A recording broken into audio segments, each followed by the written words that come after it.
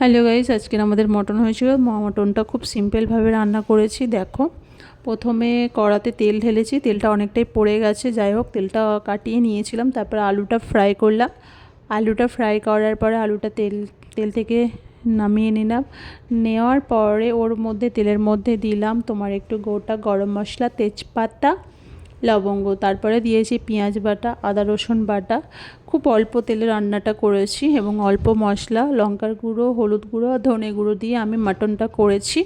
কোনো রকমভাবে এতে আর কোনো মশলা দিইনি। অসাধারণ খেতে হয়। তোমরা একবার এই মশলাটা দিয়ে রান্নাটা করে দেখো। মাটনটা খুব সুন্দর খেতে হবে। হ্যাঁ, মাটনটা তার আগে আমি ম্যারিনেট করে রেখেছিলাম, সেটা আমি স্কিপ করে গেছি।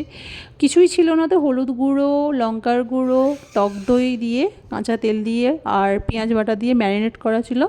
ম্যারিনেট করা মাংসটা ঢেলে দিলাম। দেওয়ার পরে নাড়াচাড়া করে কুকারে বসিয়ে দিলাম। কুকারে বসিয়ে দেওয়ার পরে আমাদের মাংস রেডি। একটু ধনেপাতা ছড়িয়ে দিলাম। গরম মশলা দিইনি। একবার খেয়েই দেখো কেমন লাগে। Tata, bye bye.